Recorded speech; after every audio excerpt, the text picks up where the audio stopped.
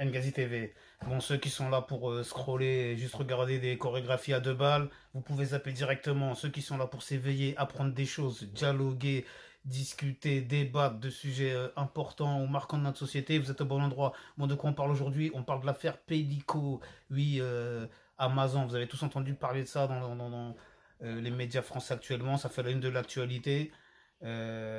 Apparemment, avec l'affaire de tout ce qui se passe au Liban et le gouvernement Macron qui depuis 150 ans devrait être mis en place et qui n'est toujours pas mis en place. À part ça, ils ont rien à se mettre sous la dent. Pourquoi je vous dis ça? Parce que on a beaucoup de gens sur YouTube, etc., qui d'habitude auraient sauté sur l'occasion pour faire des tonnes de vidéos, mais personne n'en fait. Mais je vais vous expliquer moi pourquoi ils en font pas. Donc, si j'ai des vidéos et que je suis un des rares et un des seuls à la faire. Ça va être tout simple. Donc déjà, je vais tout vous expliquer de A à Z pour ceux qui connaissent l'affaire, ceux qui ne la connaissent pas. Comme ça, tout va être clair. Et en même temps que je vous explique l'affaire, je vous donne mon point de vue personnel. Donc, qu'est-ce qui s'est passé? On va revenir à la base du problème. On a un gars qui était dans un supermarché, à la base, un vieux de la soixantaine. Donc ce gars-là, il s'amusait comment dirais-je, à photographier ou filmer sous la jupe de ces dames arrivées en caisse des supermarchés, jusqu'à qu'un vigile l'ait repéré, soit parti le voir, lui dire monsieur, qu'est-ce que vous faites, c'est inadmissible. Il a prévenu la dame, la victime entre guillemets. Le vigile a conseillé à la dame de porter plainte. C'est ce qu'a fait la dame. Donc le vieux monsieur de la soixantaine d'années, qui s'appelle monsieur Pellico, s'est retrouvé en garde à vue.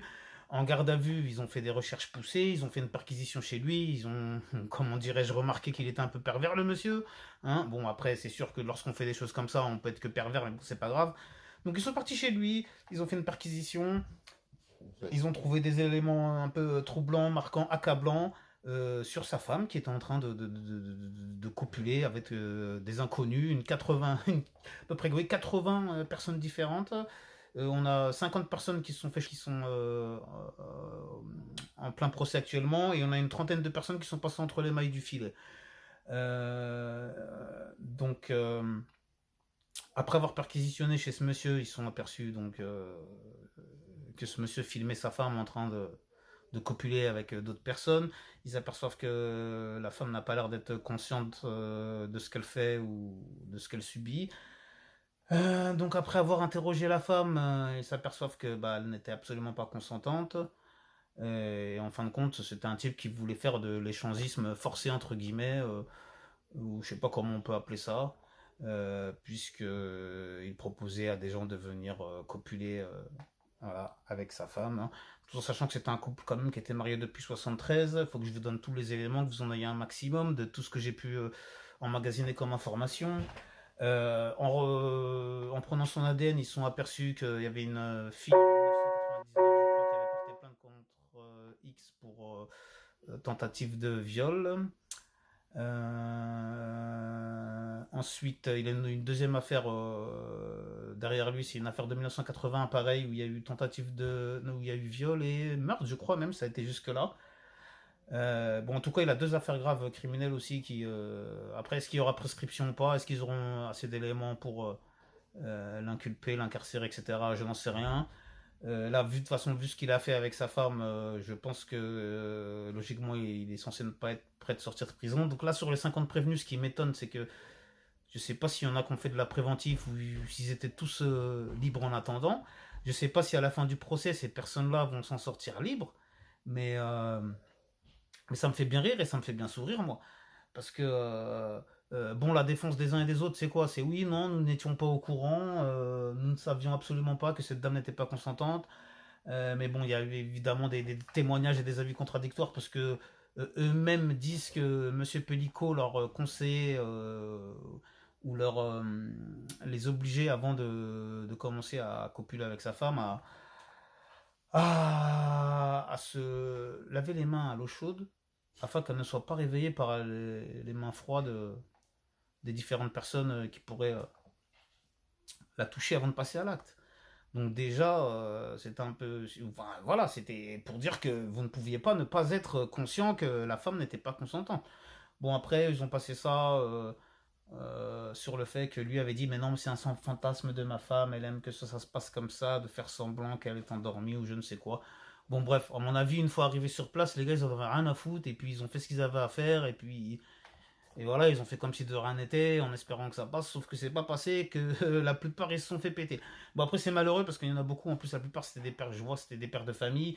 Après on nous a bien dessiné le truc, c'est pour ça que je vous ai dit tout à l'heure, ça me fait rire, et je comprends pourquoi la plupart des youtubeurs etc n'ont pas parlé. Tout simplement parce que dedans ce sont que des Kevin et des Matteo. Eh oui, désolé, voilà, voilà. Donc là maintenant que ça vous arrange pas de salir les gens, on va surtout pas. C'est comme pour les noms. Moi, j'ai cherché partout à voir les noms. Je les vois pas. À la télé, on nous dit Cédric M, Sébastien P, Olivier. Je sais pas. Quand il y a d'autres trucs, là, on n'hésite pas. On donne le nom des gens. Lorsqu'un migrant il fait une dinguerie ou je ne sais qui, là, on donne directement le nom, le prénom, tout ce que vous voulez, l'origine, le pays, tout. On donne tout le cursus, tout le CV. Et là, sur ces 50 personnes, non. C'est juste André P. Ça, cherchez pas à comprendre. Ce sont des pauvres victimes, ce sont de bons pères de famille. Ouais, parce que on nous sort le truc de oui, on comprend pas. La plupart, ce sont des pompiers, chauffeurs, livreurs, je sais pas quoi, mécaniciens. On a eu presque tous les métiers du monde. Et genre non, bah, ce sont des gens absolument normaux. Je comprends pas comment ils ont pu se retrouver dans cette histoire. Ça fait penser un peu à l'autre aussi, là, l'autre gogol là, qui a écrasé la gamine il y a pas longtemps avec sa bécane. Et qu'on a essayé de nous faire passer pour un petit gendre idéal ou un petit garçon idéal qui n'a jamais fait de conneries, mais non, mais j'en perds les mots. Bon, bref, tout ça pour dire qu'on nous manipule, on essaye toujours de nous pointer du doigt, nous montrer en tant que coupables de tout, responsables de tout, les plus sauvages, les plus criminels, les gros vrioleurs. Hein, je fais exprès de massacrer un peu le mot là. Alors qu'en fait, sur les 50 prévenus, je suis désolé, moi je l'ai cherché la liste, hein, j'ai pas réussi à la trouver, mais les quelques noms que j'ai trouvés, j'en ai trouvé une dizaine ou une quinzaine. Il y avait que des Olivier, Tom, Marc, Kevin et Thomas et je sais pas quoi, là, comme il dit Darmanin, là, Kevin et Mathéo. Qu'est-ce que je voulais que je vous dise? Après, vous parlez de stigmatisation, de ceci et de cela. Et quand ça se retourne contre vous, là, on n'entend plus rien. Silence radio. Rien ne s'est passé. Eh ben si, c'est passé. Je suis là pour en parler. Même si j'aime pas accabler les gens, pointer du doigt, parce que c'est trop facile de tomber sur les gens comme ça. Mais là, c'est trop flagrant, je suis désolé, là. Tous ceux de droite qui d'habitude, ils sont là à la première occasion, là, à sauter. Tu vas, Freddy, ces migrants, ils viennent chez nous. Ouais, pour faire ça. Hein, les gens issus de l'immigration, vous avez vu ce qu'ils font chez nous, là? Et voilà, là, comme c'est des blancs de souche de chez vous qui font ça à une blanche de souche, là, ça vous dérange pas. Là, vous trouvez ça normal. Là, tout est bien, tout est nickel, là. Ouais, faut arrêter avec le deux poids de mesure, là. Faut arrêter. Parce que ça rend fou, ça rend malade, et après, vous êtes plus crédible. Moi, quand il y a des injustices pour les blancs, je les dénonce. Quand il y a des injustices pour les gens issus de l'immigration, je les dénonce aussi.